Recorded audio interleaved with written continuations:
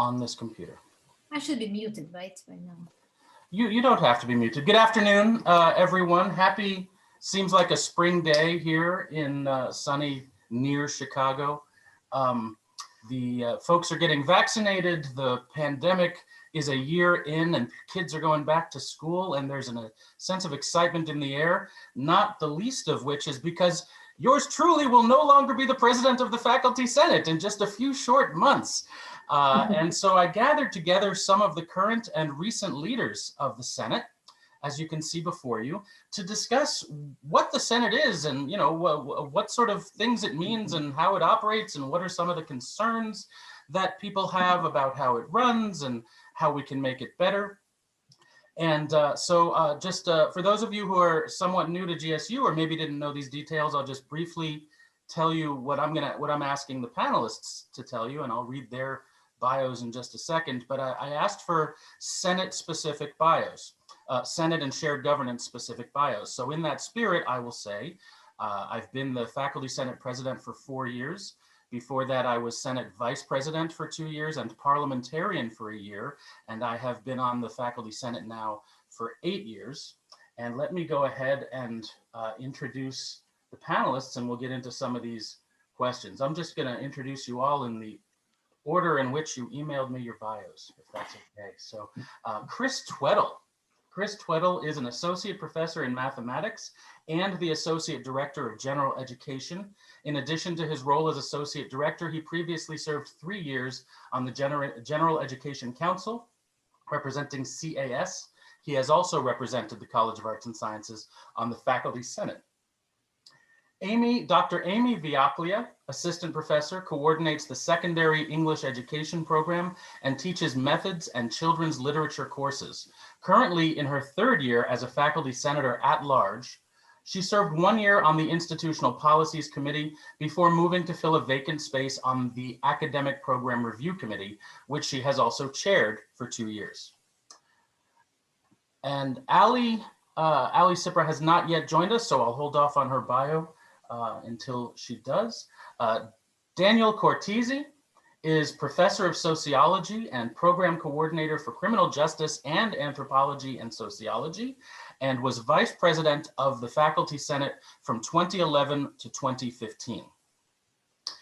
Janie R. Good, Ph.D., University of Missouri, is an associate professor of communication and researches political communication and partisanship in interpersonal relationships and the emerging majority in higher education, with recent publications in Communication Studies, Journal of Communication Pedagogy, and qualitative research reports in communication.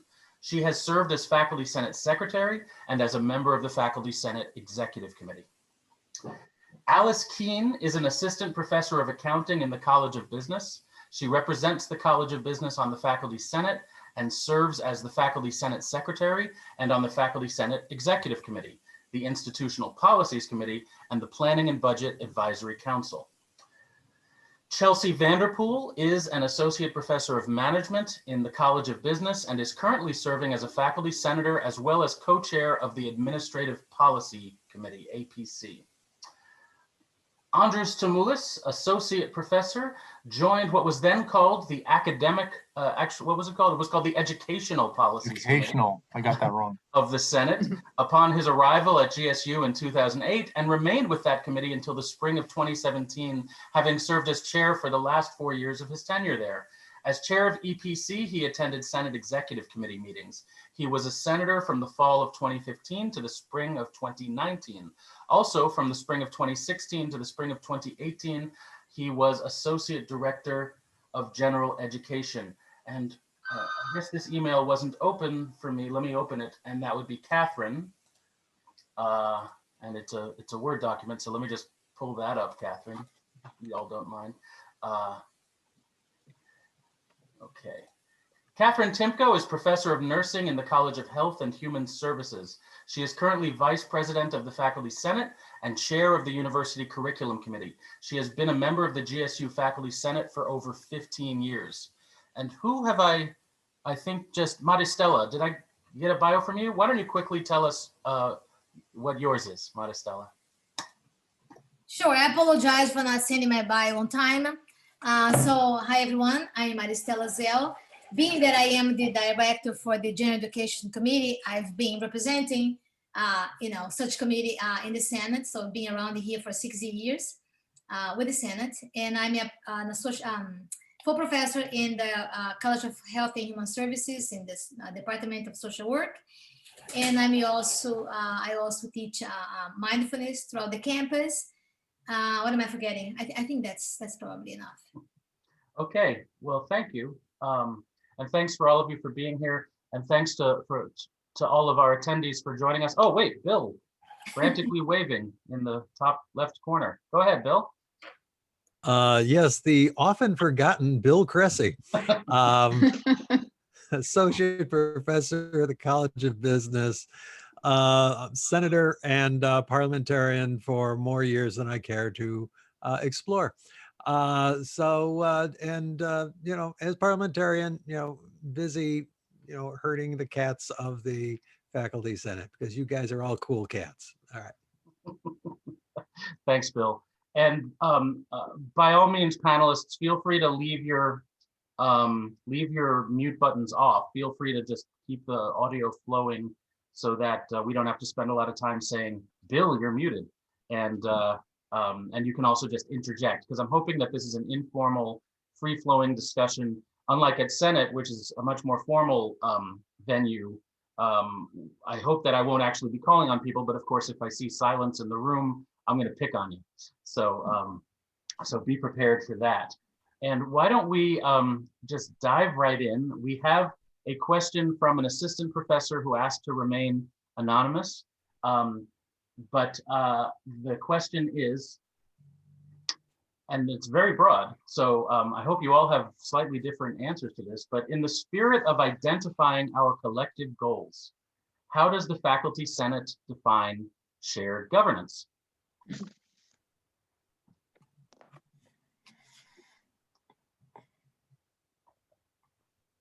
Yeah, that is really broad. That's too broad. Narrow down the question somehow. How I does the guess Faculty Senate my define thoughts on it are, how has it, how is it currently, and how will it be? So I'm trying to gain a sense from the assistant professor's question, trying to not read in too much. I think it's about the future. What are they looking for, the shared governance? And how I look at shared governance is not on the little details, but in essence, pulling in stakeholders and trying to understand where all stakeholders' positions are, finding commonalities, and moving forward from there, rather than a formalized adversarial structure, which we know exists already because we're only Unit A, right? That are with one Unit B representative, and then some non-voting members in there. So, my perception of shared governance is about all of us looking at what the problem is and identifying where we are as stakeholders. And I would like to see a faculty senate that is more inclusive and embracing of that ethos. Go ahead, Maristella. Yeah, just jump right in. I was thinking that, especially based on my participation in the Senate and what has happened in our institution, at least in the last 6 years. I think so. My answer is going to be reflecting that. All right, our struggles and our I guess what I think is a shared understanding. I took some notes to self. So, and I was thinking that one thing that is very important is that all of us, faculty, administration, staff, they will be very clear about the financial realities of our institution. And I think sometimes we were not so clear. I think sometimes was, there was, the whole thing with the report from the remind me guys, from the Inspector General. Inspector General, there was some lack of clarity on what was going on in that department. And I think also the idea of, to build a kind of like a culture of trust, which I think has been a problem, in general, when you think about, the faculty administration, I think we have struggled with that. So I think that is an important thing that's part of shared governance, building a culture of trust. And I think the other thing that I think is that I'm not sure that we have been really successful in creating very inclusive teams, within the university, within, again, the realities between, the Senate committees. And I know that people have, sometimes not understanding, what the Senate was doing, or how we are, work with the administration. I think there's been some lack of clarity in how we build inclusive teams. So I think those are the three things that I think that we have kind of like dealt with in the last 6 years that I've been a part of the Senate. This is Catherine. And I viewed shared governance as that we are all in this together. And that doesn't mean that we necessarily always agree with each other on every point, or that we get a voice in every single decision, but that everyone's voice is respected, and that we allow some forum for it to be heard. And I think we all have that responsibility as senators to make sure that that happens for all of our constituencies. And I would call that shared governance. And this is Bill. I think when we talk about shared governance, we have to sort of look at the history of how we got here in universities in the US and the West. Universities began in, the model that we sort of have evolved from, starting in Europe. Many of them established at first by the church, which was essentially the administration. But much of what was going on in the academic role was left to the scholars and the professors who were there. Later, some broke off to be independent. And again, the faculty governed that which would be taught, how it would be taught, and those matters.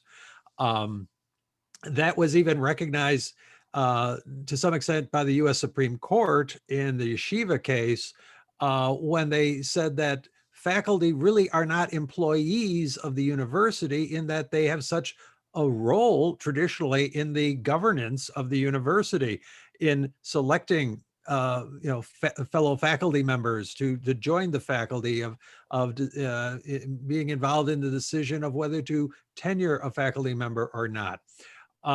So it's been an evolutionary process, but generally, while when we then have a state university, when the state gets involved and with administrating and such, still the faculty has to be considered as part of the governing structure, especially with regards to academic questions. We have a union which takes care of some of the personnel questions, but as to academic questions, that should remain within the realm of the faculty.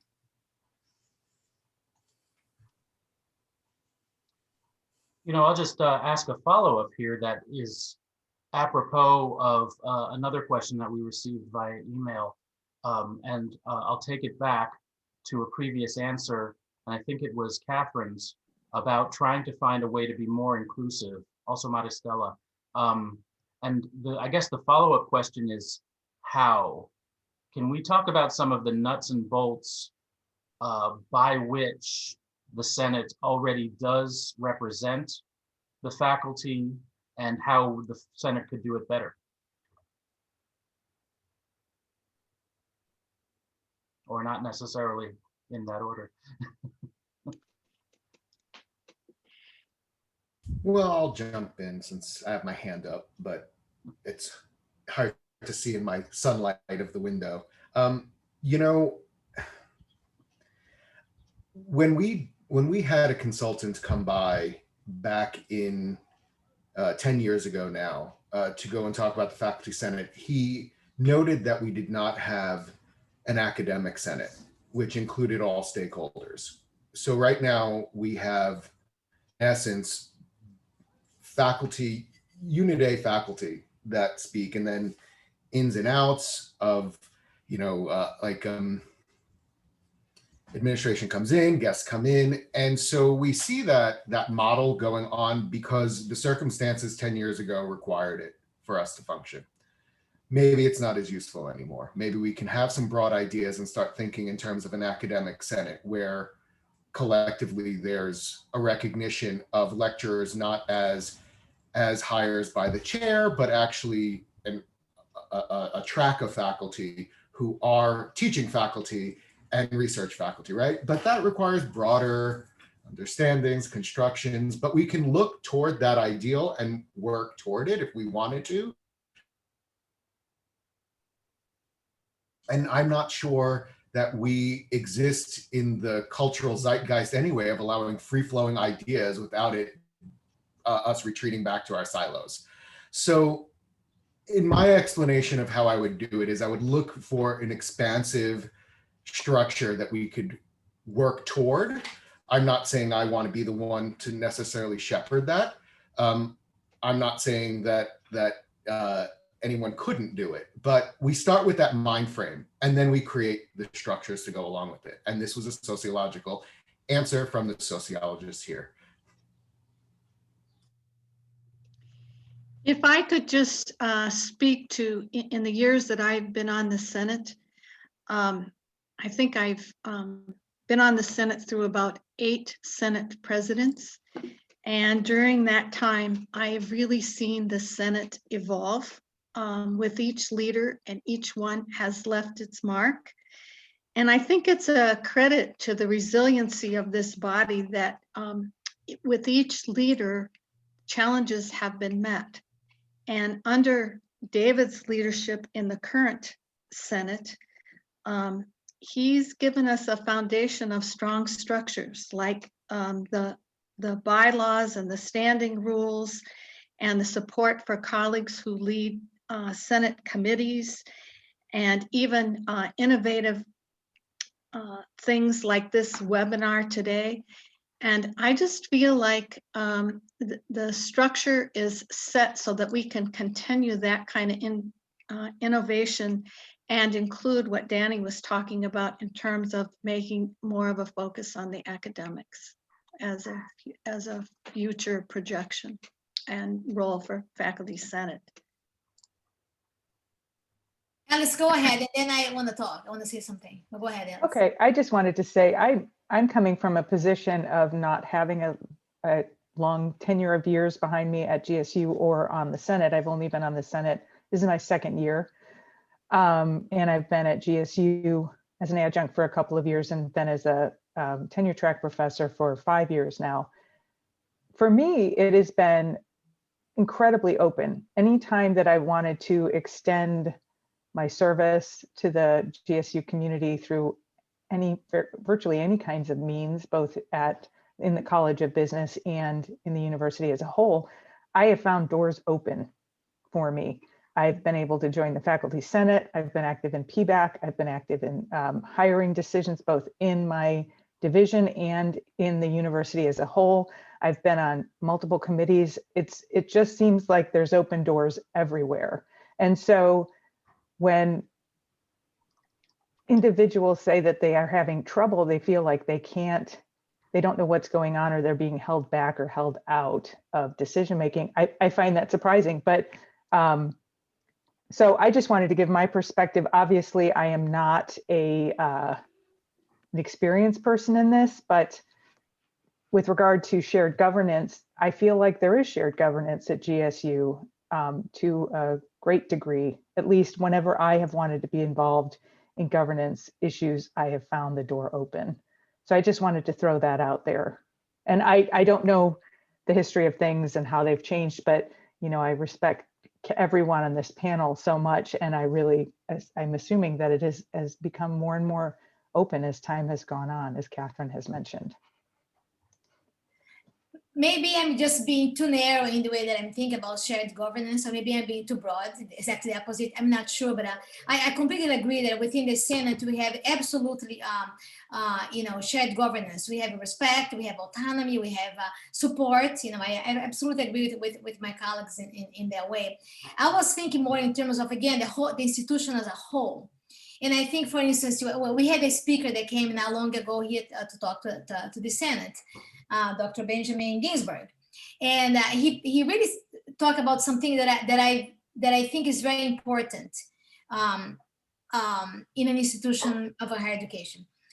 So, for instance, just an example, I think it would be great if, for instance, more people. And I'm talking my own experience as a gen ed director, okay? So I'm the director for the gen ed, but I'm also a professor in the Department of Social Work.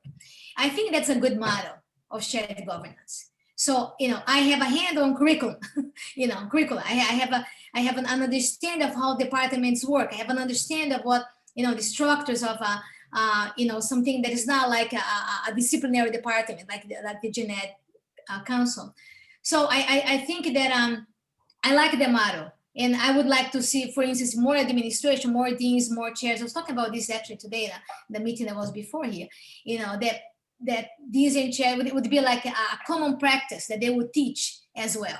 I think that would really be, matter of really sharing, a lot of the responsibilities and a lot of the knowledge that we have about the many aspects of the university. Otherwise, we're kind of like what Danny was saying before, we're in silos. Whether it's faculty silos or not, we are still in silos. He is administration, he is faculty, and he is staff. And I think there gotta be more of a shared, whether we call shared governance or not, but more of a shared perspective in how we lead, this institution, and how we create the structures of this institution. So that's my wish and my hope, for any higher education institution. I don't know if it will ever happen here. And I know that I'm not saying that chairs and deans don't sometimes teach a course here and there, but it's very rare, So anyway.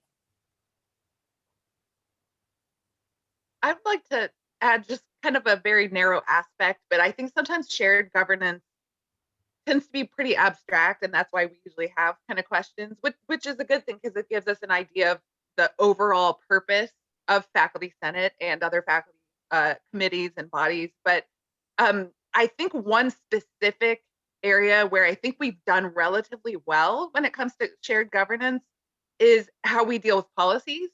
So with the IPC, which looks at academic policies or policies with the academic content, that's where these policies are largely under the ownership of the faculty. So it starts with the faculty.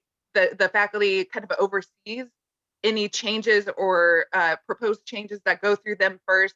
They bring it, once they feel like it's in a good place, they bring it to not only the public comment period, so any GSU members can comment on it, but then they bring it to the Faculty Senate for voting and discussion and voting.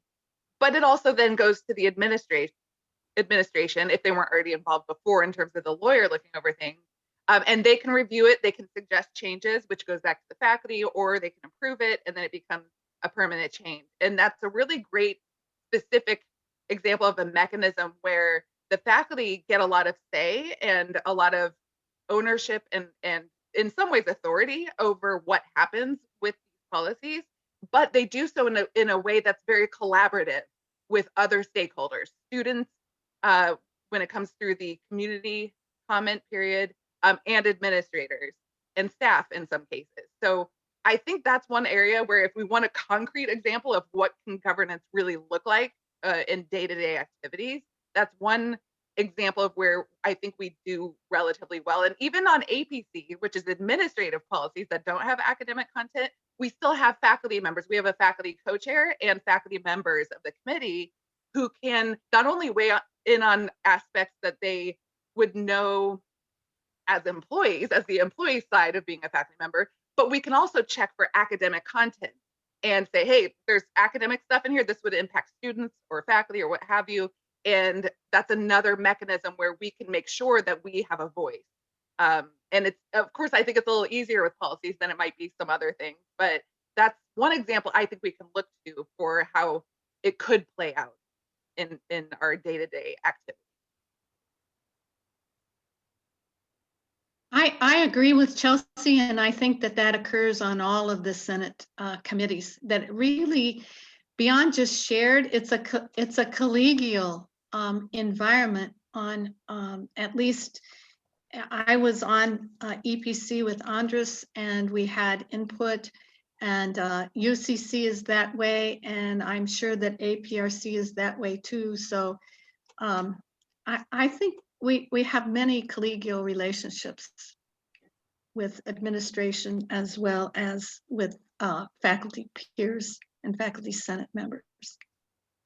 You know, on this topic, I just see in the chat that, and I'm not going to say, although I doubt she's worried about any of us unduly influencing her career, but I'll keep her anonymous unless she says otherwise. But I just had we have a chat here, a chat bubble from a longtime member of Senate, who says that she's always thought it was interesting that IPC work is brought to the Senate for a vote, but UCC and APRC are not. Now, of course, that's in our bylaws, but our bylaws could change. But I think in those cases, I would imagine that we would want to hear from IPC, from APRC and UCC as major stakeholders in those bylaws issues before we would just go change them. Why any idea why that is? Why it is that I have been at a university where course decisions were reviewed by a committee, but then brought to the full faculty. Now, this was a smaller place, and in fact, it was small enough that all the faculty attended these faculty meetings, right? I think they called it a Senate, though clearly it wasn't a Senate because it was everybody. So there they did bring these questions to this group and we could vote. They even let me vote, even though I was a visiting professor there. That was the place with the 1910 outhouse policy on this? Side issue, but yes, there was a historian there who was looking through old minutes, and he did find minutes that he shared with everybody about faculty in the faculty meetings discussing where to put the new outhouse. But oh, you know, just despite the levity, let me bring it back to something a little more serious. In the past couple of months, there has been discussion from a number of quarters about the format of the Senate meetings, and this deals specifically with our inclusivity and the degree to which we represent our constituents, the faculty. And the question is about the closed session portion of the meeting, where, of course, we don't actually vote on anything, but we do discuss matters. We're not in a meeting, so I don't have the little script that Bill has me read every time we go into it, but it's about things that are proprietary, confidential, and/or deal with personnel matters, if I'm remembering it. I read it twice a month. Maybe Bill wants to talk a little bit more about that, but anyone, of course. Why is it that we go into closed session? What can we and can we not do in closed session? And is there a way we could be perhaps a little more inclusive to address some of these concerns that have come up lately? Well, one thing I've heard is someone say something like, well, much of the work of the Senate is done in closed session. And just to disabuse anyone of that thought, actually, no work of the Senate is done in closed session. There's discussions that take place in closed session, but no actual votes are taken except to the vote to come out of closed session. And a lot of this has to do with the Illinois Open Meetings Act, which, while there's no definitive legal precedent saying that faculty senate is governed by it, we do in fact try to follow at least the spirit of the Open Meetings Act. During any particular meeting, there might be issues where we are dealing with personalities, students, and much of the discussion just for the privacy interests of the people involved, should not be necessarily done in an open forum. This protects the person, it protects the speakers, it allows for a full and open discussion amongst the senators. Somebody might say, well, why can't you just, talk amongst each other outside the meeting? There's actually a big problem with that. Under the Illinois Open Meetings Act, David, how many senators make up a quorum? Oh, well, I think we're at a total of 27 now, so that would mean 14. 14, okay. Under the Open Meetings Act, whenever 7 senators, that's half of your quorum, were to get together, that's considered a meeting. And there has to be a 48-hour notice of the meeting, and it has to be open to the public. And that includes Zoom meetings, email chats, things like that. So the Open Meetings Act put this exception in there so that the members of a body can talk amongst themselves without it necessarily constituting an open meeting, constituting a meeting. There are 36 enumerated exceptions in the statute. Just don't list them, please, Bill. And I'm going to list them now. No, many of them do not apply to us, having to deal with, prisoners and organ donations and such. But some of them do, at least, in a very general way, as I say, specifically students and personnel and things of that. And then when we do go into closed session, we essentially go down the agenda and say, is there anything in here that would be covered under the exceptions that we need to talk about? And if we get off course and talk about something that's not related to what would be proper in the closed session, any senator can raise the point, and it's been done, and we say, oh yeah, that's right, they probably should save that for the open session. And so again, it seems mysterious whenever something's done behind closed doors, but it's limited. The discussions are limited. As I say, no actual votes on anything take place in the closed session. We come out of the closed session and then we're back into open session, but it does allow for open and frank discussion amongst the members without, bringing any violating privacy interests or and any other interest that would be that needs to be protected. I see Alice has got, and my co-counsel Alice, the secretary, has got her hand up, so I think she should probably go next. Thank you, Bill. I am not going to talk about the Open Meetings Act. I am, however, going to talk about just being a untenured faculty member on the executive committee and on the Senate. And being untenured, there is a limitation as to how, I don't want to say that I don't express my opinion, but I am careful about how I express my opinion. And therefore the closed session gives the opportunity of an untenured faculty member to express their unvarnished opinion, as it were, during a faculty senate or executive committee session. I also wanted to point out that various members of the faculty who are not on the faculty senate or on the executive committee have been invited by the faculty senate and the executive committee to remain during the closed session if it's agreed upon by the members. So it's not like there's secret stuff going on that other faculty members who are not on the executive committee or the faculty senate are not privy to. So I just wanted to put that out there, that is, I don't know. I just don't want anyone to think that there's like secret conspiracies going on behind the veil or something like that.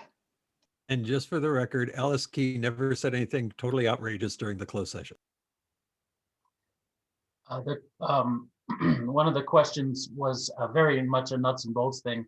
Who decides when we go into closed session? I see that in the chat. Well, if I may, it's And I'm trying, you can all tell, I'm a real talker. it's Everyone who it's knows on me, I'm trying to stay quiet as much as possible during this webinar. yeah. It's on the agenda. If a closed session is necessary or called for, and then the faculty senate, somebody moves, somebody seconds the motion to go into closed session, and then the faculty senate votes. And again, under the provisions of the Open Meetings Act, it has to be a roll call vote. It's not just a shouting yays or nays. So it's the faculty senate that decides when there, or who decides what goes, when we go into the session. And then during the session, any senator can raise an objection that we're getting, we're talking about something that shouldn't be discussed in closed session. And then again, the Senate can by vote decide whether or not it should be further discussed or not. By vote outside of the closed session. Well, within the closed session, usually the times when somebody has raised something that's saying, hey, we're getting a little off course here, this should be discussed in open session, not closed session. Generally, the rest of the senators, I can't think of a time when the Senate said, no, the heck with you, we're going to keep talking about it. Generally, it's like, yeah, you're right. Yeah, okay, we'll talk about it when we get back in open session. So it's the consensus of the Senate that decides. Yeah, or at least a majority of the Senate that decides. And there was a question about how it is that we're dealing with personnel matters. And I will say quite often it's when we're making an appointment as a Senate, and we might need to talk about some things confidentially about the people who have sought that appointment.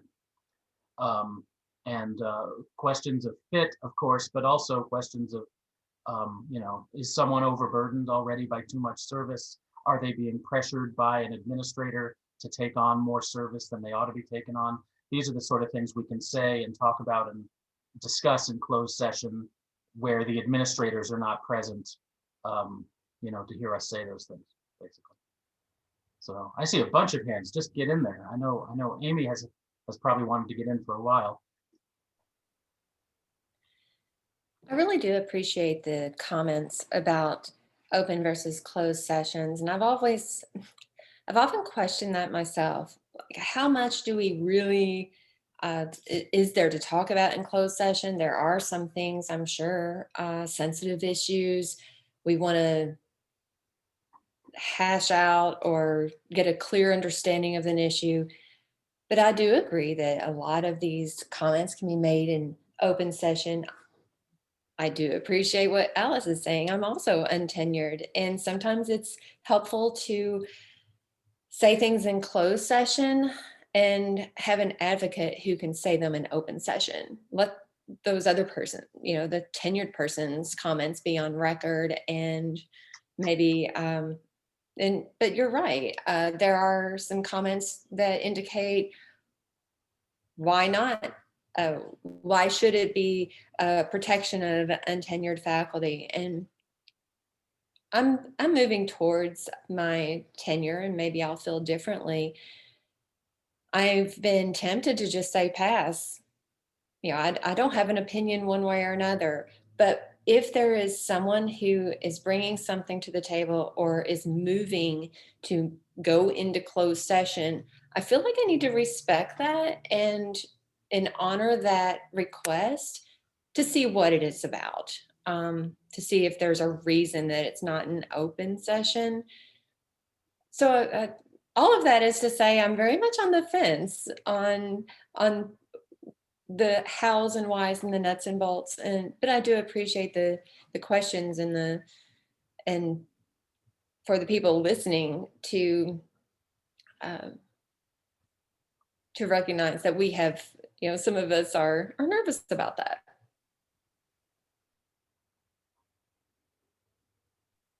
If I could cut in for a second, I have a couple of relatively quick points. One is that when we look at, in my area of research, organizational behavior, HR, when we look in general at communication in organizations, we find that the more formalized it is, and especially when people know that it will either be written or recorded and shown at a later date or both, people tend to communicate differently.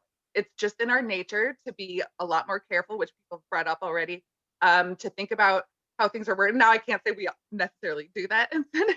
I can certainly go back and look at minutes in past meetings where, ooh, maybe I should have worded that differently, because what happens is when it's written or even recorded, sometimes it can be potentially taken out of context. Now, recordings help a little bit if somebody's watching a video, but that's if they're watching full video to get the context of all the comments that are made. But that's often on the minds of people who know that this is going to be formalized, it's going to be written or recorded somewhere, and that can sometimes inhibit frank discussion on some situations in some areas. So, for example, if somebody, because I like to think of concrete examples, if somebody, let's say an untenured professor, has a concern about the way that a committee is functioning, or that a decision that was made by an administrator, and they may not know if it's an issue, and they may want to just kind of get some, is this something we should be concerned about as faculty, as representatives on the Senate of the broader faculty at GSU, and they may not feel entirely comfortable bringing that up in a public session where it's going to be written down, so-and-so had a concern about blah, blah, blah, before they get to at least feel out the situation and understand what's going on. And again, it's, although closed session isn't originally intended to protect untenured people, it does, I think, serve a function for people to feel like they can speak more freely and more frankly, especially when they don't feel protected. And I can give an example of the meeting. This is probably the most extreme example, the Senate meeting where we were discussing the potential of having a no confidence vote in a previous president. That was the semester I was going up for tenure. So that president in 2 months after that meeting was going to be deciding whether I get tenure or not. And that was a moment I can clearly remember feeling really grateful that we had the option of closed session, because it was scary. It was a scary time. And I don't think I necessarily said anything controversial, but I was glad to have that option.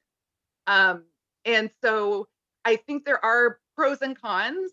I do think, to the second part of the question that David originally asked, I do think there is room for improvement, like everything we do. And I think one thing that Alice had mentioned was the option of asking faculty who aren't senators but are in the room to stay if they would like to. So that's one thing, because it's not necessarily, I think in most cases, it's not necessarily something that other faculty members shouldn't be privy to, or at least be able to listen to.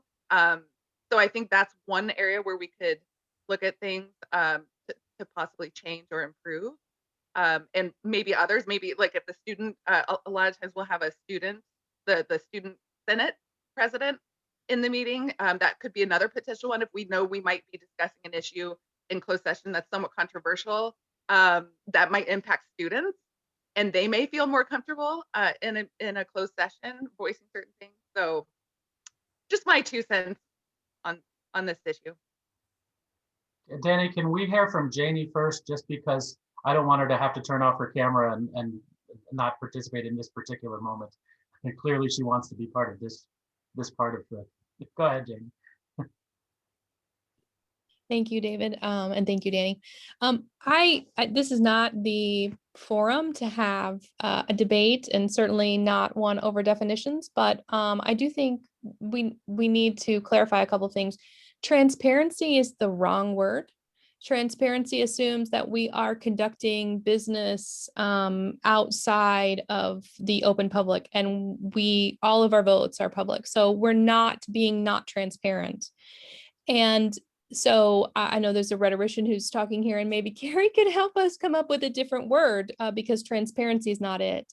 But I also have to, again, this is not the opportunity for debate, but being a debater, I have to ask those individuals who are very loudly saying, that somehow we're doing something secretive. I also don't see in the regular meeting, so I have to ask, what is the harm? What harm is it that a group of people are designating a time where they can talk a little more loosely about things? Who is that hurting?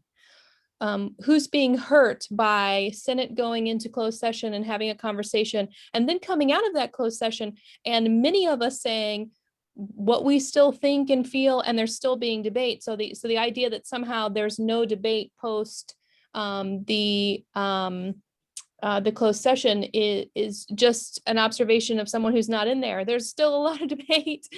There's still a lot of argumentation that goes on. So I just wish we would think about why we are doing this. It's not to keep out other people who aren't senators.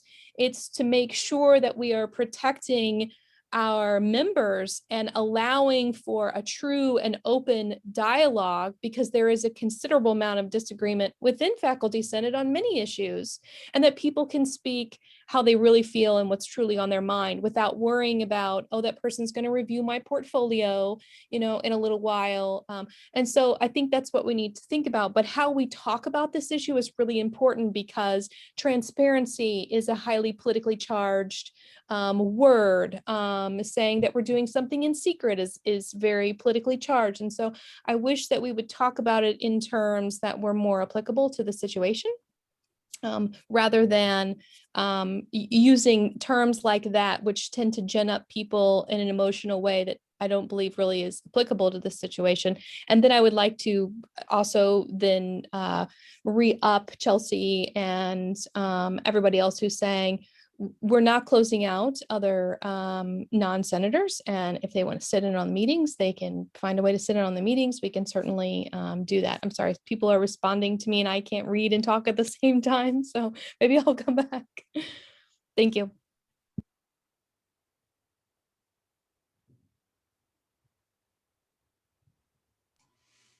David, can I say something? I see Dan and Chelsea have their hands up as well, but I don't want to put Danny in the position of having to be the heavy. I'd say Danny's been waiting for a while, so. okay, let Dan, go ahead. By the way, I'm glad to see another person with the beard. Go ahead. Yeah, this is winter and it's false spring. I don't buy it. So I think, Carrie and Nellie are making important points here. And I get where we're going, that these discussions should be open. I think if we moved, I disagree with Ellie that the meeting minutes are not substantive. They actually are. And I think if we move to a more desiccated meeting minutes, where the actual discussions or the minutia that happens aren't recorded, but it becomes a little bit more of a decision was made and the outcome, so that we know what happened in a general sense, would possibly allow more freedom of discussion. But we also needed to have senators who were receptive, guests who were receptive, and administrators who were receptive. And whenever we would get into, as voting members of what's going on, some really tough calls, defensiveness would be in place, rather than an open discussion of where are we going, why is this happening. And particularly administrators needed to just be more receptive to what faculty were expressing.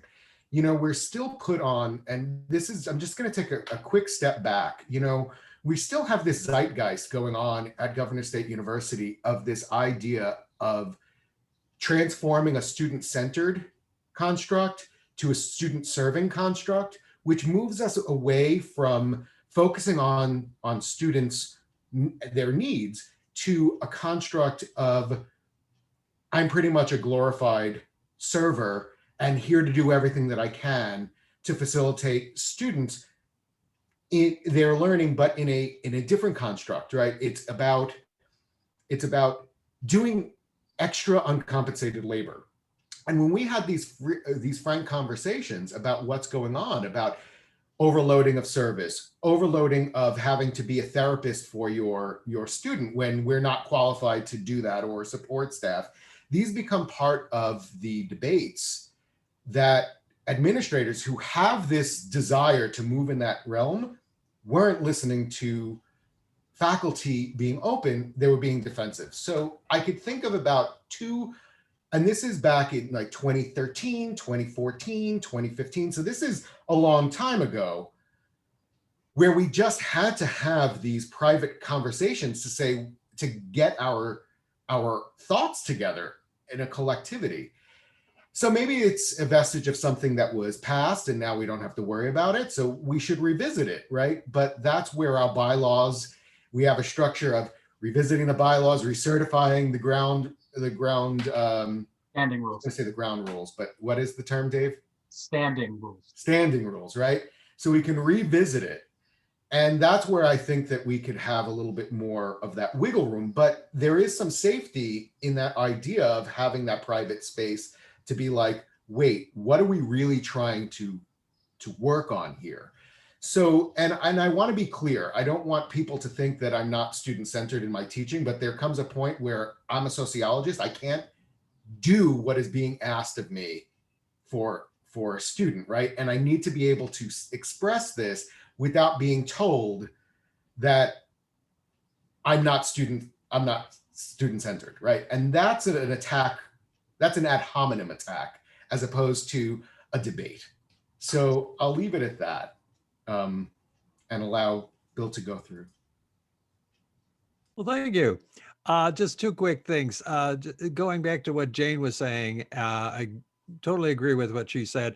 But additionally, she said, you know, the closed session is to protect the members and what they have to say. And it also protects the subject, and whether it be a person or a subject matter.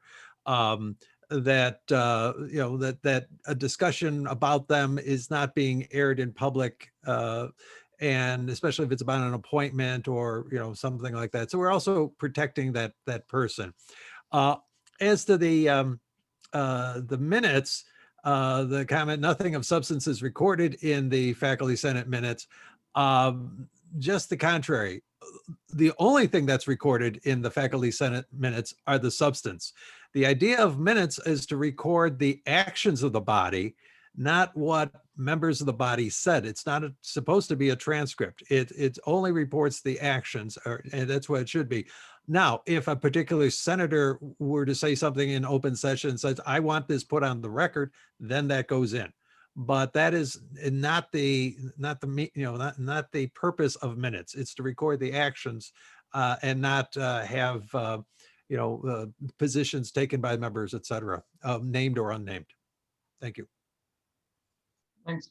I see Amy wants to add more too. But This is actually a question for the other panelists.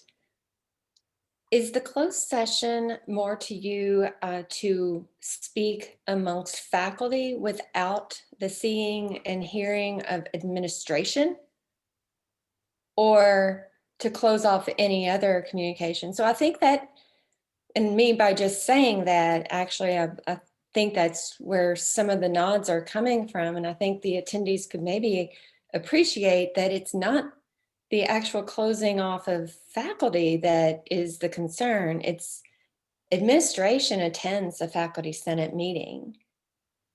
And if we could just say, okay, administration leave, we just want to have the rest of, this other part of our meeting to have this conversation without you hearing us, it wouldn't necessarily have to be a closed session.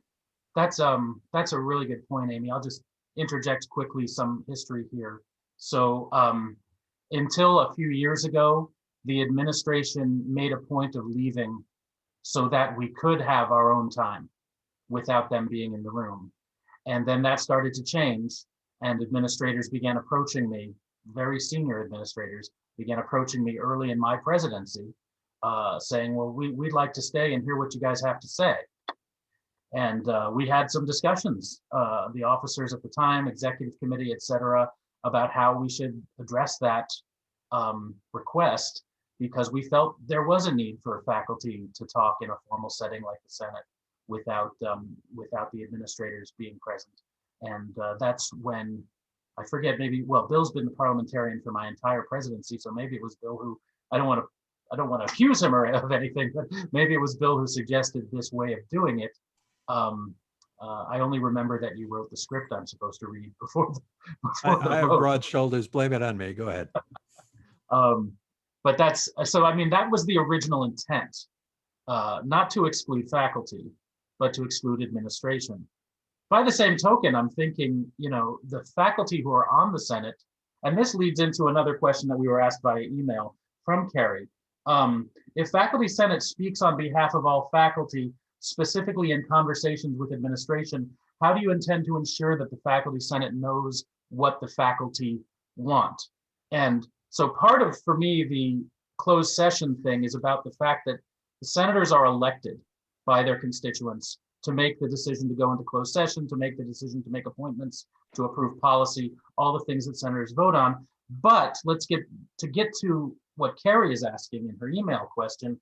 How do senators, beyond the moment when they're elected, when they obviously do technically represent the people who voted, how do senators stay in touch with the needs of faculty and best represent those needs to the administration? This is Catherine. I read that question and I was just thinking that maybe we need to think about a more formal way, as they do in APC, where there's a round table, but those elected members actually reach out ahead of time to query their fellow faculty members in their discipline to see what is of concern, and have that roundtable discussion be a part of that purpose, so that then you really do hear from what those outside of the elected faculty are really thinking about issues. And that's just one suggestion.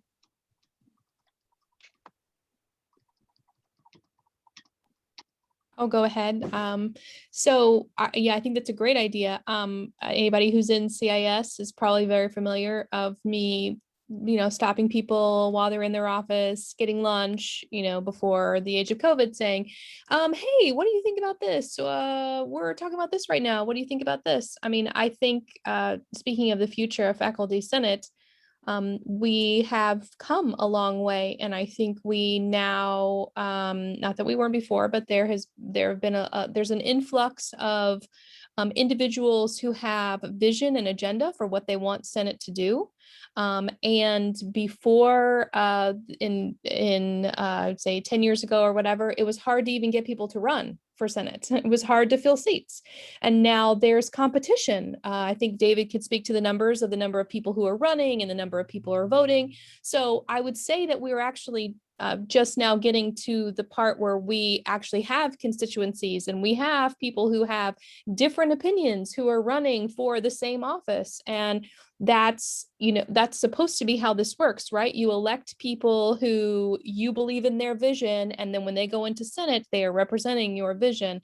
So I think one thing that we as a Senate should continue to do is to encourage people to vote and to participate and to run. Those people who agree with us, those people who disagree with us, those, because there's lots of things going on. And then that whoever is elected is actually the majority of the College of CAS. This is what they want. Otherwise, that person would be voted out. So again, I think we need to have more of a mind of how is this working? How can we improve the process versus, I don't see this happening, it must not be happening now. I think we have lots of evidence to suggest that we are moving in a great positive direction. And hopefully David can give us the numbers on the number of people who are running, the number of people who are participating to prove my point. Well, I think we don't, but well, no, you know what? We never talk about. It's not like we're like a public election, like Biden versus Trump, where exactly how many thousands of people difference it is in a particular state. I don't know the origins of this. I assume it's because we don't want to embarrass people, but the officers who count the ballots don't actually disclose publicly the margins by which people won. But I will say that numbers were slightly down in overall voting during last year, last April-May's election. Numbers were down from the previous year, but we have been seeing an uptick in the years before that. There had been an uptick. I remember when Dr. Kada first took over as provost, she asked me what percentage of faculty vote in the Senate elections, and I said half. And it was up to about 3/4 in the election of 2019. I was very happy to see that. I'd love it to be 100%, but that's Brazil, right, Maristella? So I'm not a fan, looking at the chat, I'm not a fan of asking administration to leave, and I never was.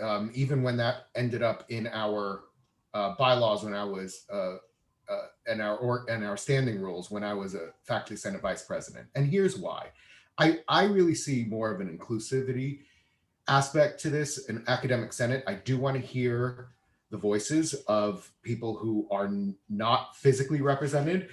I don't really like the way that it looks of being called a faculty senate when faculty members are not really adequately represented, right? So this is my view, my perspective. I don't make this hidden, but when we ask administrators to leave, we're asking them out. We don't want to hear what they have to say. That's how I feel. That's not what we're doing, but it's how it can be interpreted. And we can see in the chat that that's where we sort of are going. What I like to see in particular is having that integration in there, maybe being more expansive with the structure, revisiting how it works through, maybe not, right? But it becomes a deliberative aspect. And I don't want to go and start playing the tit for tat, which is where we had to be in order to actually function as a Senate during its dark days in 2009, 2010, 2011. And so I'm also trying to read too and catch in that. I think that what we're really looking at in terms of getting communication out there. All right, so if we're going to put additional workload on faculty senators to have this structured communication, I think administration needs to put their money on the outset and give us a course release if they're expecting us to do additional work in that way. So if the informal way doesn't work, then we have to do it formal, then I want to be compensated, because this is not about whether or not I'm doing my job. As a faculty senator, I am going to the meetings, I am attending, I am doing that, but we're going to need to have support. We need support for our research, we need support for our teaching, we need support for our service. And so if I were to take a position, it would be like, yeah, then make faculty senate be something that is admirable, expansive, and give us the course release or the ability or the space to do what we need to do and to effectively communicate. And if that person is not communicating back to their constituency and they are getting rewarded for doing it, then there's the carrot and the stick, and you disaggregate it and you expel them, right? I mean, these become easier solutions to think about, but it's transforming the structure and having that vision of where we want to be. Now that we have a lot more faculty, maybe we do need to have a little bit more of that. So I would put that in the administrator's pot to say, okay, if this is what you want, this is where we need to go. Thank you, Danny.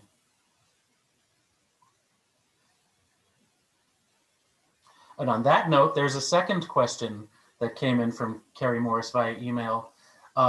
What is the Faculty Senate's role in advocating for appropriate reassigned time to ensure those in key faculty leadership positions are given the bandwidth needed for the work required, for example, in the areas of faculty development or general education?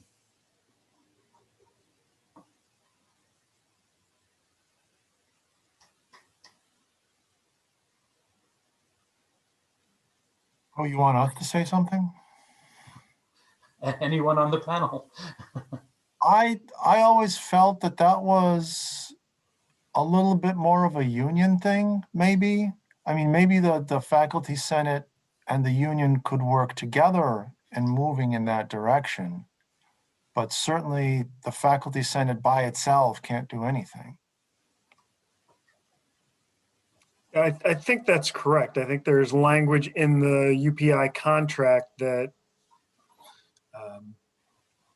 that's the word I'm looking for, that sets aside release time hours for at the Senate's discretion to divvy up amongst officers and leaders that are in roles that require a heavy lift and need the time and to use Carrie's words, bandwidth to devote to the the tasks at hand. The credit Yeah. hour guidelines.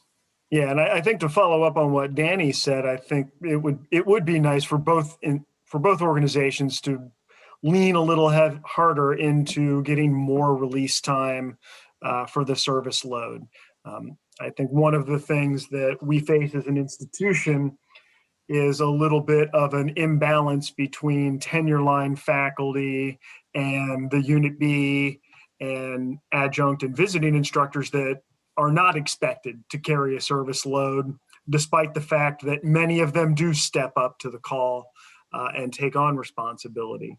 That if we are going to run on sort of a lean model of tenure line faculty, the tenure line faculty are going to need to take these positions, and we do need to have adequate time to fulfill those responsibilities. So I can add to answer the very specific aspects of the question. The Faculty Senate resolution, which has more recently been made into a bylaw that deals with the General Education Council, laid out that the director of Gen Ed could get a maximum number, and that was actually based in the contract, because if you get more than a maximum, Right. Yeah. you know this myself, you leave the bargaining unit, and it was important to us that neither the director nor the associate director leave the bargaining unit. And so the bylaw, again, formerly a resolution of the Senate, advocates officially for the maximum to go to the director and up to 3 credits less than the maximum to go to the associate. And then it asks those 2 individuals to work privately with the provost to determine exactly how many credits that they're going to get. And that, Maristella and Chris, has that been your experience? Yeah, pretty much. I mean, I think that you're accurate the way that you describe it. Yeah, I only have 11 hours of release, to participate, to be the director of Gen Ed. 12 hours are, within my department or more, but 11 hours only. Because that 12 would then would reach that the threshold where I would no longer, be able to get the faculty benefits. Yeah, Chris, same thing, but the only Chris is less hours. Yeah, I get 6 hours during the academic year, and then I'm usually given an additional 3 hours during the summer for off-contract work. And I think Maristella Me gets too. I forgot about this. similar time for work we do over the summer. And in terms of the other thing, Senate, this was actually more a Senate leadership discussions with the provost's office in years past, where the IRB, I know this is not one of Carrie's specific questions, but the IRB did not get enough leadership reassigned. I mean, none of us get enough leadership reassigned time. The IRB got less than they get now, and we worked with the provost's office to advocate for more, and then they did get more. And as for the faculty development side, the Senate regularized through a resolution, which is now part of our standing rules, some of the basic operations and function of what is now called the Faculty Professional Development Committee. And I don't believe they get any reassigned time, but they ought to. And that's perhaps something that the Senate should be advocating for more of going forward. And just for the record, your parliamentarian gets nothing. Yeah. Oh yeah, the credit hour guidelines assign 6 credits of reassigned time to the president of the Senate and 6 other credits to other Senate leaders as determined by the Senate, which we have assigned equally to the vice president and to the secretary. And then there was a long-standing tradition that the chairs of the standing committees, APRC, UCC, IPC, would get 3 credits of course release. And now that does continue, but for the past 2 years, apparently we've had to make a formal Senate request to ensure that this continues. It should be regularized. It should just be automatic, but go ahead, Janie. I see you've got your camera on. Thank you. I feel like I'm noticing a common theme with the questions and comments, and I wouldn't be a good, calm teacher scholar if I didn't mention this. it seems to be that Senate is doing many of the things that people are asking, why aren't we doing? And we are in fact and have been doing them for at least as far as I've been here. But for some reason, if people don't realize, I mean, for example, the negotiations over revamping IRB, that was a protracted discussion. And we had to get training, and then we had to get training for everybody who was a part of who became a part of the IRB, because IRB wasn't working the way it works at other institutions. So all of that happened over a period of several months, but it seems as if we didn't know that was the rest of the faculty didn't know the negotiations that were happening, all that was doing. And so I think there's a communication breakdown. Here's what faculty is doing to help get people more release hours. Here's what faculty is doing to help negotiate this and do this and do this. And we don't, that's not being communicated, or it's being communicated in the wrong channel, and people are not using that channel. So I think one thing we need to talk about is what can we do to make sure that the work that is being done is being communicated to all of the constituents, to all of the faculty. And maybe that does mean maybe it was Amy said, maybe we should allow time for Senate reports. Maybe the beginning of the school year, when we do our division meetings, the people who are the college meetings, here's, what's happening in Senate related to, the Senate at large, but also this college. We have to figure out a way so that people don't, so people give us the benefit of the doubt. Like we are really doing all of these things you're asking us to do. Here, let's show you how we're doing it. That's a really good suggestion, Janie. I tell you, for the past 8 semesters, I've been telling the deans, wouldn't it be great if you had the executive committee representative, the Senate executive committee representative from your college, given a couple of minutes on your agenda for your all college meeting. And I just get back again and again and again. I get back, oh, there's not enough time for this.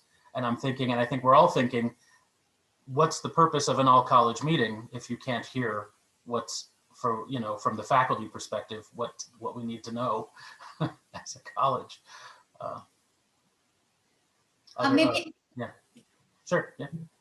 I was just going to answer Carrie's question here regarding whether they have had or have enough time to do my Java's head with the gen ed.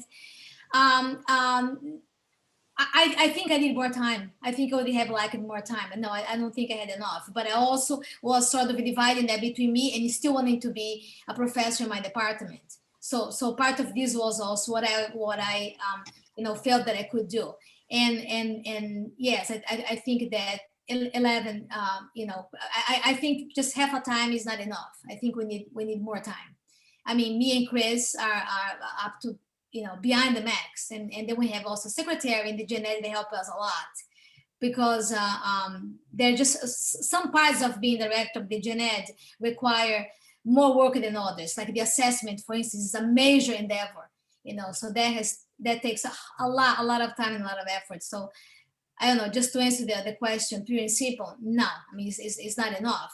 But I also, it's sort of like knew the nature of the work, and I still wanted to be a professor in my department. Amy, did you want to add anything? No, okay. No, I don't think so. I think we went in a different direction, which is fine. And I think I'm trying to find what. Oh, I do want to say that I think when faculty go to the chairs and to their deans, to their individual deans, and say that there is a need to carve out time in division meetings and in the college meetings, I think those words don't fall on deaf ears. Whenever I've asked for time, I've been granted time by my division chair.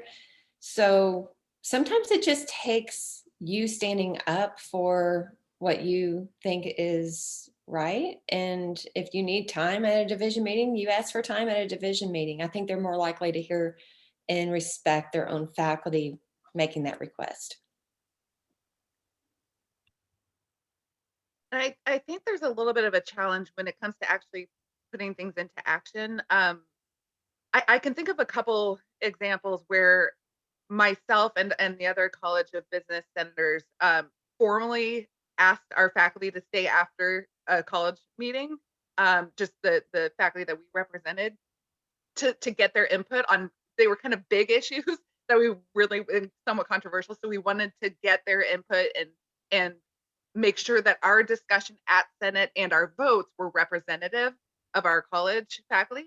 But at the same time, I find myself not wanting to burden faculty with constant like emails or setting up meetings or what have you on every single thing we do, because I do think when we're elected to Senate, we're elected with the assumption that they elected us because they feel we would make decisions that are for the best of our college faculty that we represent. So I think it's going to be a matter of finding a good balance where we are soliciting feedback and providing opportunities for people to weigh in from our colleges that we represent without overburdening either the senators or the faculty, and constantly spamming them with updates and seeking for their feedback. So I think finding a good balance between the two extremes is the challenge, but also the goal, I think. Yeah, I mean, I wouldn't think it be great? that's a good Oh, go point, ahead, Chelsea. wouldn't it be great if the first half of our Senate meetings and all of our all-college meetings didn't seem like administration press conferences, and that they actually heard from us, you know, as much as we're hearing from them. But, in this pause, I will ask a question of my own, if you all don't mind. And I'm hoping as many of you as possible can answer this. Can you give an example of how, as a senator or Senate leader, you put the interests of the university ahead of your own interests or those of your program or college?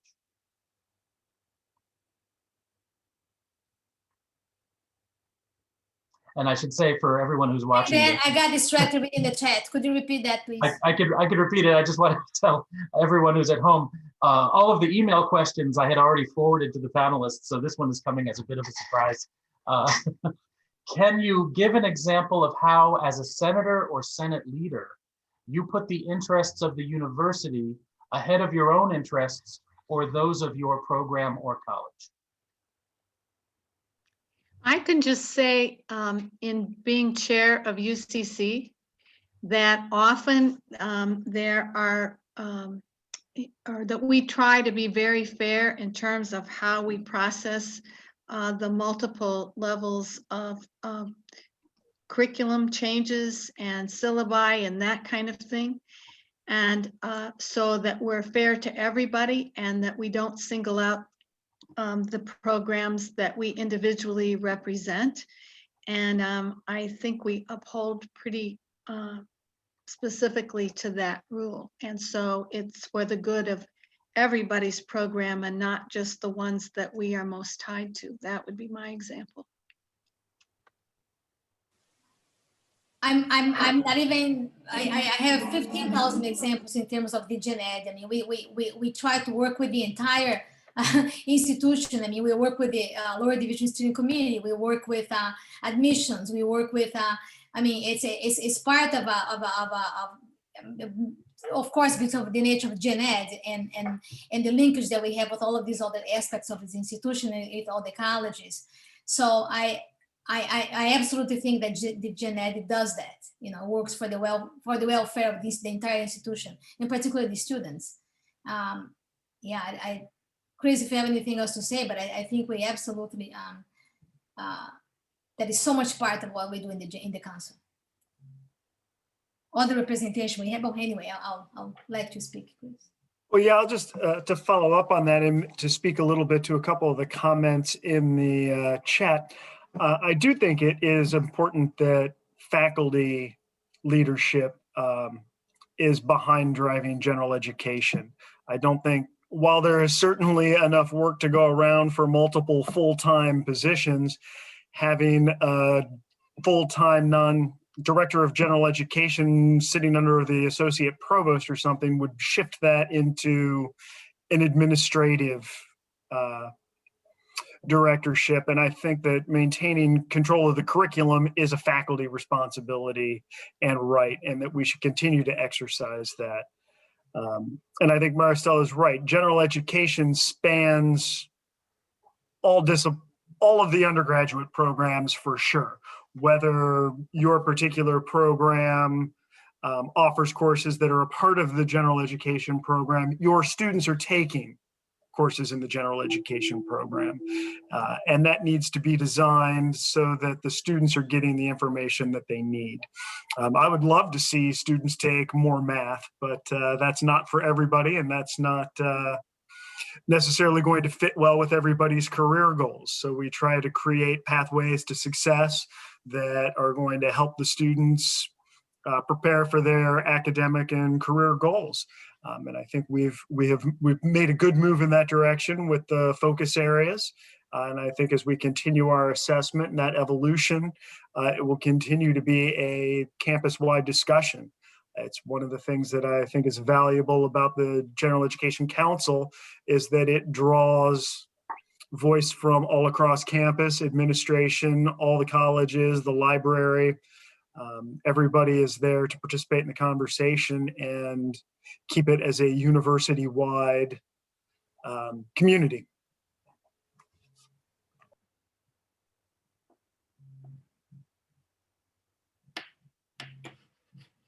I just want to speak from the APRC perspective.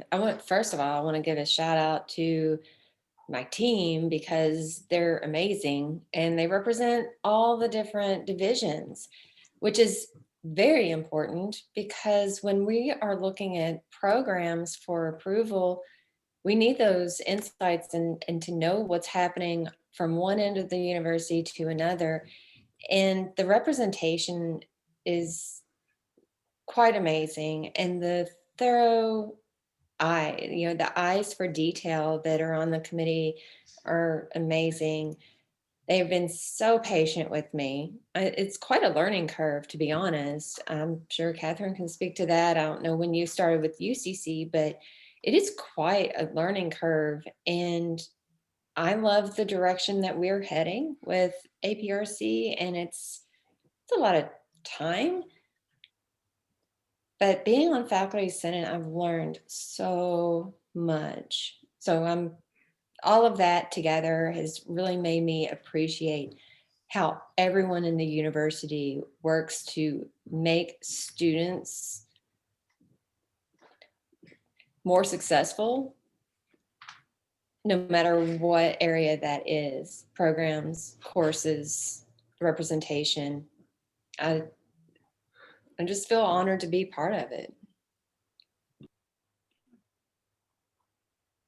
I just wanted to say that as a representative of the College of Business, and that we have at-large representatives as well as college representatives on Faculty Senate and all of the Faculty Senate committees, there ends up being a wide variety of sharing of perspectives, but I have never found any kind of major conflict between my own representation of the College of Business, either on Institutional Policies Committee or on the Faculty Senate, compared to the needs of the university as a whole. So that has not been a problem for me at all.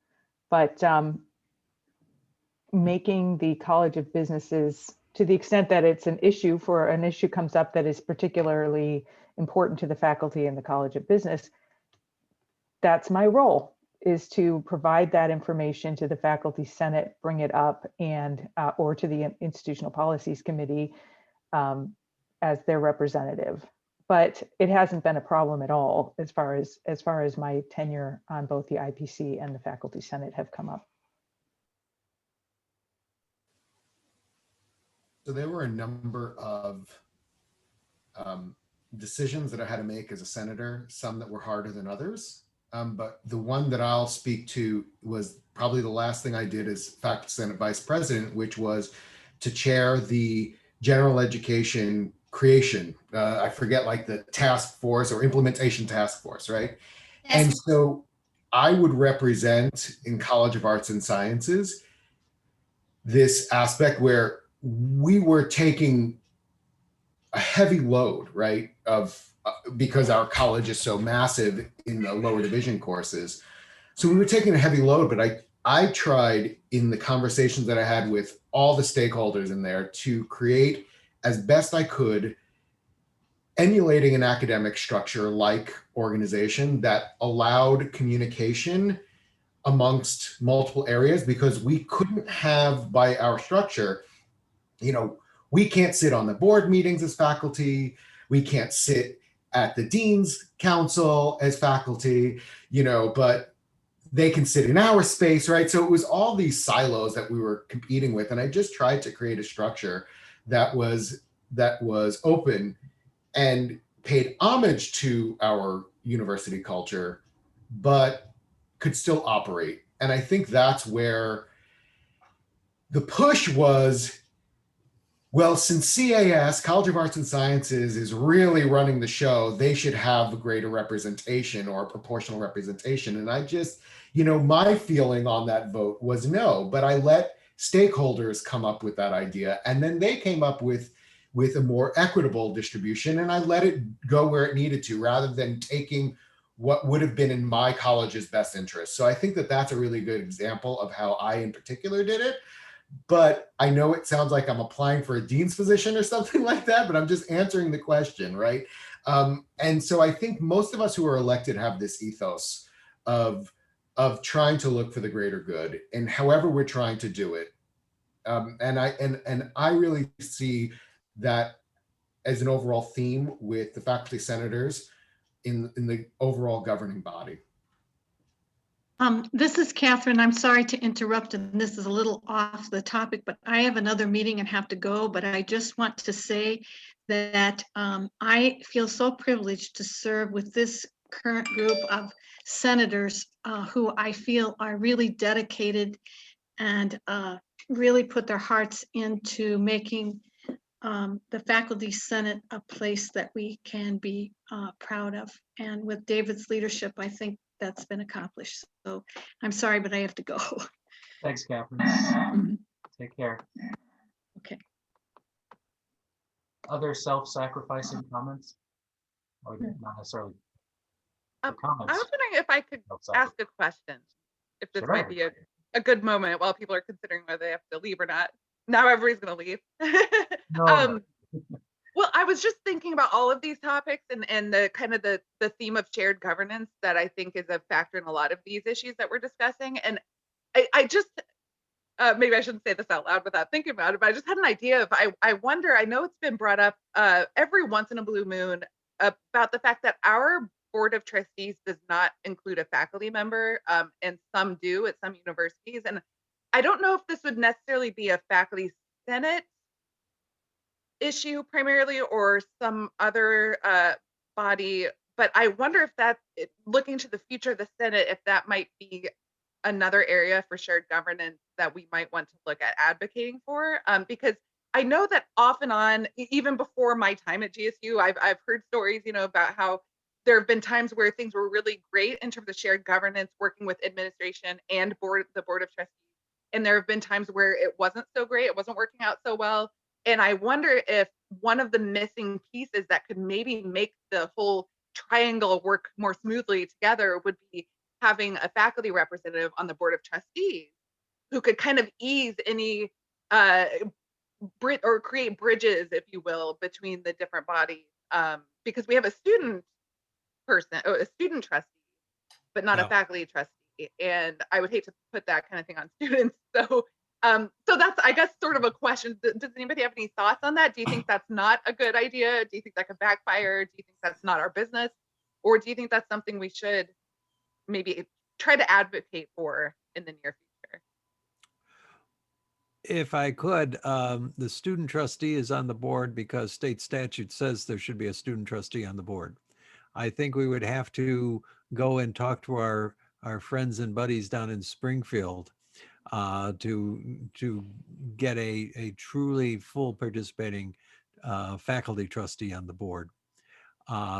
So Chelsea, I think we should put you in charge of that. So Bill, actually, I was talking with Dr. Estep, the president of the UPI chapter, about this probably about a year ago. And she told me about some quirk in the law that says that the existing trustees may pass a resolution to give a trustee position or to create a new trustee of the students, from the faculty. Of course, it wouldn't be permanent because it would be only as long as those particular trustees are still there. And I've recently advocated, back to that question of closed session, that they invite us in for 5 minutes, during their closed session, just as we on Senate can invite people into closed session for particular reasons. They ought to invite us in so we can fill them in on what they need to be filled in on. Well, I'll have to take a look at that provision with regards to the trustees.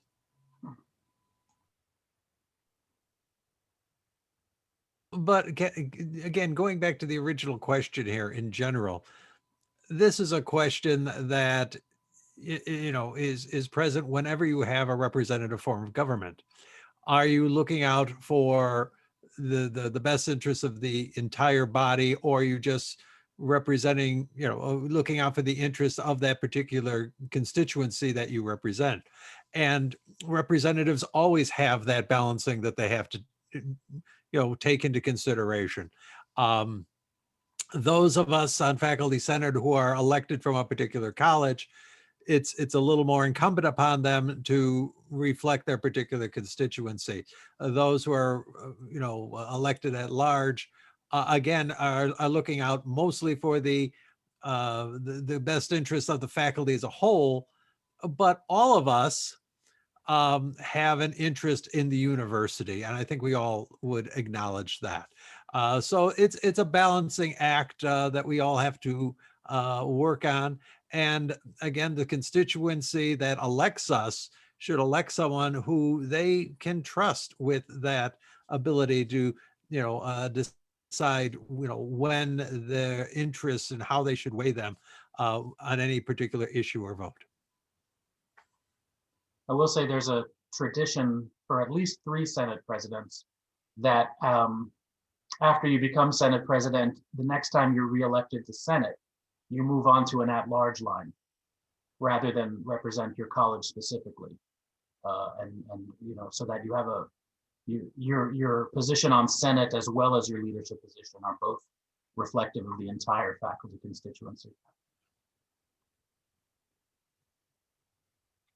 Other thoughts?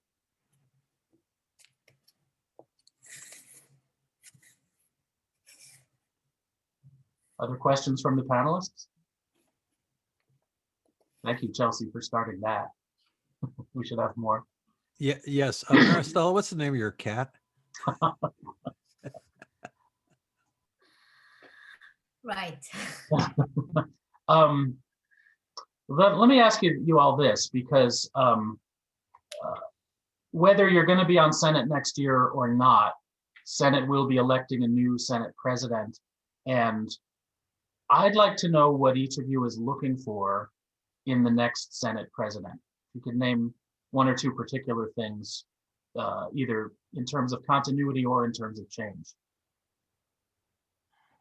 I think in terms of a tradition you started, David, that should continue is this monthly update of what's going on. Just makes it so much more open, and then it's happening a little bit, and you can shoot off an email to the Senate president and tell them that they're doing it all wrong, or whatever you need to do, right? That's a good thing that I was in the back of my mind when I was in the Senate. I never got to a place where I did anything about it myself, so I'm really glad you did.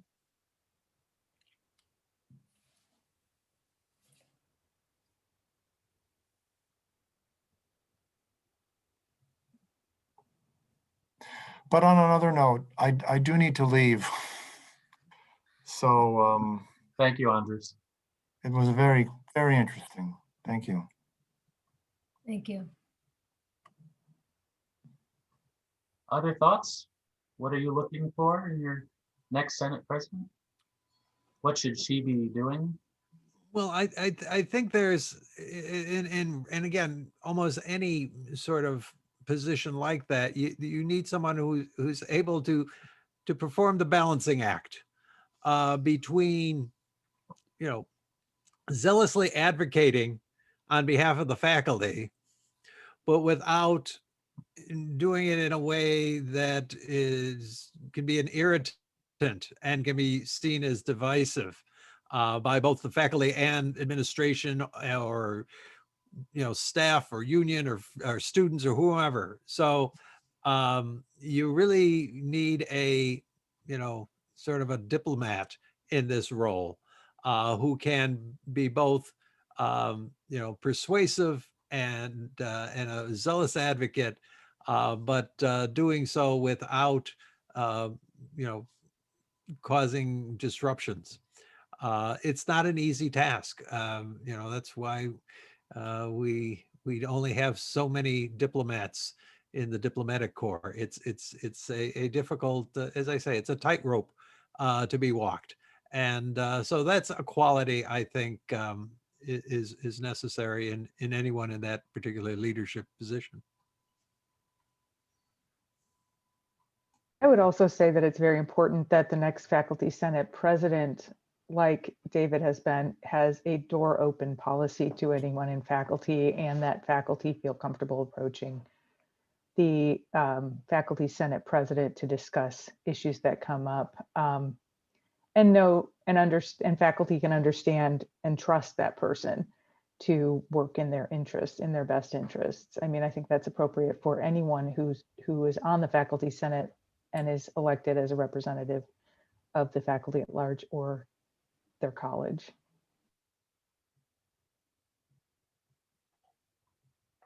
I think I would echo the sentiments expressed so far, David, and I also think that you know, clearly, I mean, in this discussion today, raised some questions and their suggestions made by us, you know, ourselves and some of our colleagues, and I think that the next president, along with the rest of the faculty, so they needs to pay attention to those you know, the things that we, you know, there was a suggestion about maybe a newsletter, something to be more readable perhaps, and more, you know, people be more, you know, motivated to follow up on and follow through, and so I think that we need to take those suggestions to heart. You know, I didn't always like the quality of the way the questions are asked. They seem a little bit unnecessarily antagonistic, you know.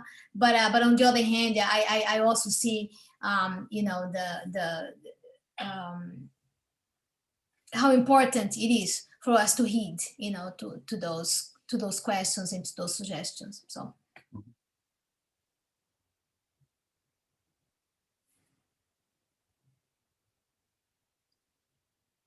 Other thoughts?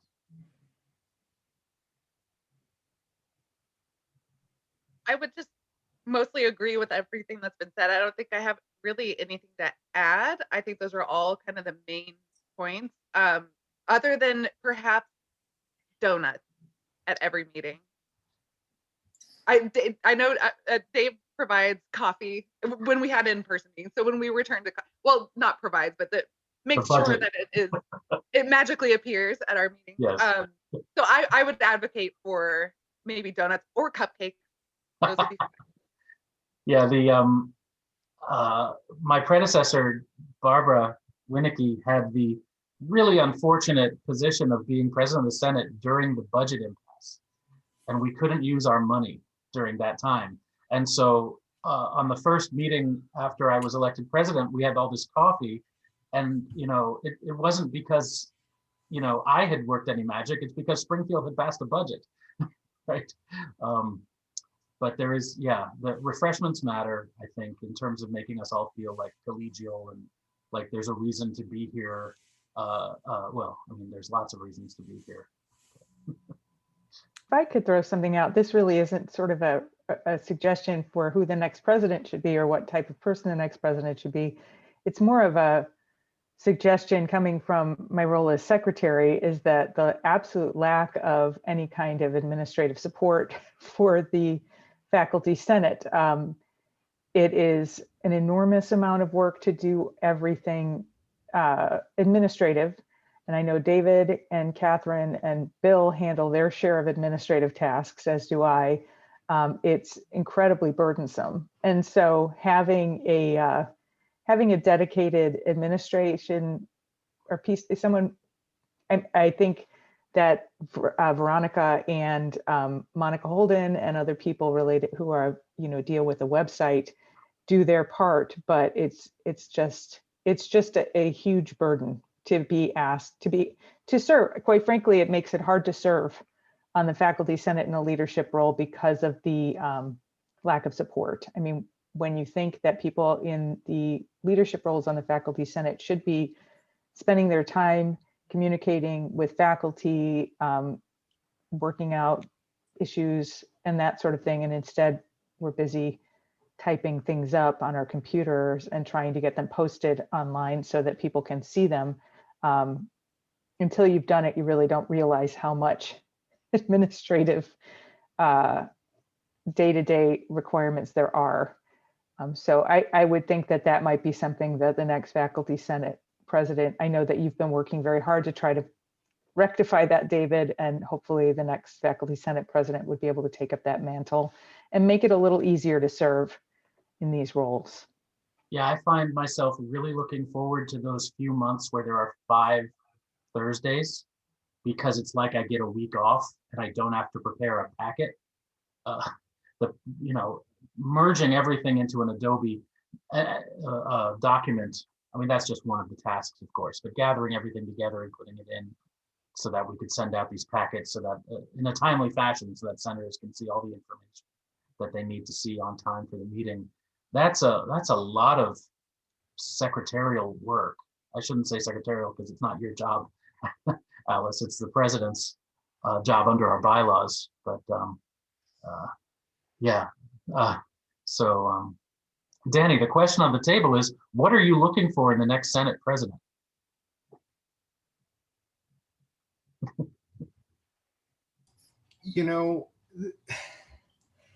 I think we need a visionary in terms of how the whole structure of what we're doing at GSU works, and can see the stuck positions and has the gravitas to sort of pull it in that direction, right? And who also has a demeanor of working well with administrators, knowing how to push back when they need to, knowing how to have a strong sense of purpose so that when there is faculty pushback, in terms of what we were seeing, even in dialogue about what the Senate should do, right? And this needs to happen, right? We need to have pushback. That gives us the opportunity to be reflective as a body and then move forward, right? So I think that what I would want to see in a faculty senate president is someone who has that gravitas to also push back where we need to, and to encompass what is under the faculty senate's purview as opposed to what is under the union's purview, right? They can work together, they can work separate, they can be antagonistic at times, but and that's healthy. So I look at healthy debate rather than as standing on one's position just because they want to be right. So I think that that's what I'm looking for in terms of a faculty senate president who has those qualities. Thank you. Other thoughts? Other questions? Folks, we're at a lull. Write something in the chat if you'd like to have a question asked. We've got 14 minutes. Go ahead, Chris. I was just going to follow up on what Danny was saying. I think there are 2 places where we have some work to do as faculty leadership. And there seems to be some divisions that need to be healed a little bit. There seems to be some headbutting between the leadership of the faculty senate and the academic leadership and the leadership of the UPI, even though there's a lot of crossover between them. I know several people that are here and as panelists and as attendees have roles in both organizations. But I think that those two groups, particularly working together, can get a lot more accomplished than working separately. And then the other is continuing to develop a relationship with the Board of Trustees. I know and I think maybe they've been in place too long now to call them a new board. I think there are things that should have been resolved by now that haven't. And perhaps the change to quarantine and virtual meetings caused a little bit of a ripple in that, but I don't think that is a sustainable excuse for excluding certain people from the discussion. So I think those are two places where I think the executive board and the president in particular of the faculty senate can make some inroads to help shape leadership for the future.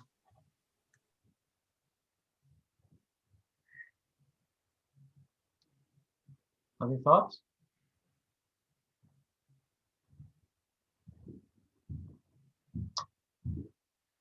Well, I'm not seeing any new questions popping up in the chat. So I want to remind everyone that in just about 3 weeks, nomination forms for this year's Senate elections will be appearing in your inboxes. We encourage everyone to run for seats that interest you and for which you feel that you would, for which you and your colleagues feel that you would be able to make a difference. And oh, here we are. Okay, so yeah, I think we may be, so we have a chat box that says, David and Alice, we are missing the statement, excuse me, regarding a revisit of faculty senate communication. Might you post here? I think there are a number of people who were replying to what Barbara said, and I pointed out that the attendees couldn't see what Barbara said, so I just repeated it, which is that we should be cautious about promising a newsletter. But I think there's also just a general feeling in the room that the next president and the next group of Senate leaders should be continuing some of the positive forms of communication that have taken place, but also thinking about how to improve them. And I remember Andres in particular pointed out the monthly report. So with that, any final thoughts from anyone on the panel about anything that's been discussed? Yes, I think I think the 5 attendees who are remaining on this conference should all be nominated to run for faculty senate, and we'll select someone amongst the 5 to be president.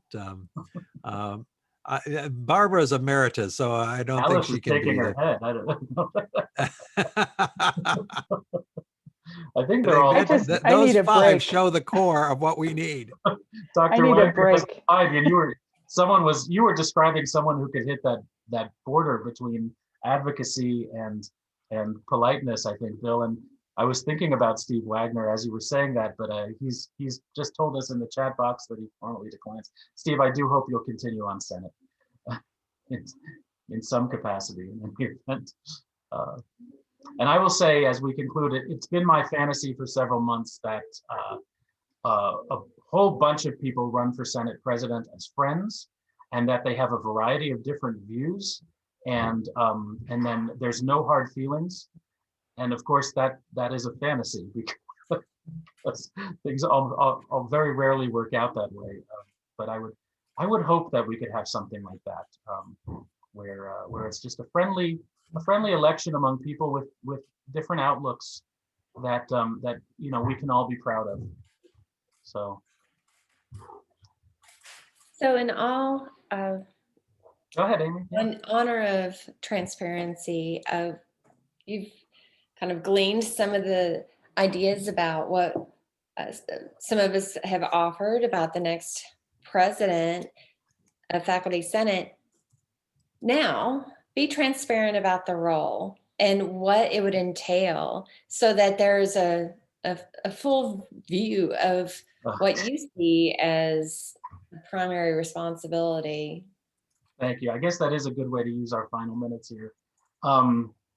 It has its very busy moments and it has its more relaxing moments. I have, however, described it in the past as a half-time job for quarter-time pay. If it were to be properly compensated, the faculty senate president should be getting 12, or to stay within unit A, should be getting 11 credits of course release. On the other hand, we're all taking less compensation because we chose to be professors. We could all go out there into the private sector somewhere and earn a whole lot more money because we're all incredibly smart, talented people. So there is a sacrifice that we've made to get into these professions in the first place. But we shouldn't have to make additional sacrifices once we're in. And so there should be more. But anyway, it is about a half-time's worth of work. I mean, it's like on average, 52 weeks a year, it's about 20 hours a week of work. Quite frankly, and it's so it's putting together packets, which is the less fun portion of it before both executive committee and the full Senate. But it's getting on the phone with people, it's having conversations among the officers, it's serving on, oh my, I mean, serving on sometimes 10 other groups just because the faculty senate president has to serve on them. And then working those phones again to find people to designate. Thank you, Chelsea. I'm looking in your box for agreeing to co-chair the APC after I did it for 3 years. So it can feel overwhelming at times, but sometimes in those other groups, one can sit back and just listen and make it a moment to get information that one can relay back to the Senate instead of having to take a more active role. But then there's a lot of, like, if you're on PBAC, and the faculty senate president should always be on PBAC and is by title on PBAC, making sure when nobody else on the faculty is willing to speak about something, that something gets said if it needs to get said. And so, yeah, I guess that there is a lot of work involved, but then it's incredibly rewarding in the sense that you can palpably feel the appreciation of your colleagues, even though it's never anywhere approaching 100% of your colleagues, 100% of their time. And then the things that I've enjoyed, like when we built and we have now fully endowed it, the Faculty Senate Student Scholarship Fund, thanks to some of the people on this call, as a matter of fact, who are members of what we're calling the K Club, donors of $1,000 or more. It's fully endowed now, so every year the faculty senate president gets to be there and give these $500 awards to 2 of our students. That's a wonderful feeling. Getting to know some of the donors and alumni, because you get put on the foundation board and you get put on all these other things. It takes a lot of time, but there's a good feeling when you're just sort of getting a better sense of all these. Danny called them stakeholders. Getting to know the various stakeholders that maybe we don't always have a chance to spend a lot of time talking to if we're just dealing with colleagues and students and administrators on a regular basis. Yeah, and then occasionally, very, very occasionally, something will go really, really right. So I should preface that by saying every few weeks there's a fire that you need to put out. But then occasionally something goes really, really right. And I'm looking again at Danny and how we encountered one another in the hallway a couple years back, right after the schedule was changed.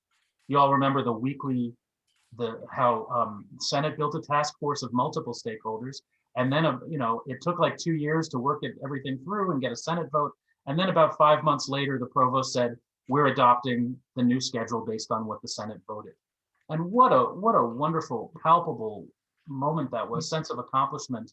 I remember when I ran into Danny in the hallway and there was just this smile, and I think you may have channeled Vice President Joe Biden and said, "This is a big," insert expletive here, "deal." Because it really was. It was an awful lot of work for everyone involved, but it had just like this completely 100% victory, at the end. And there's very, very few of that. So you kind of have to live for those moments.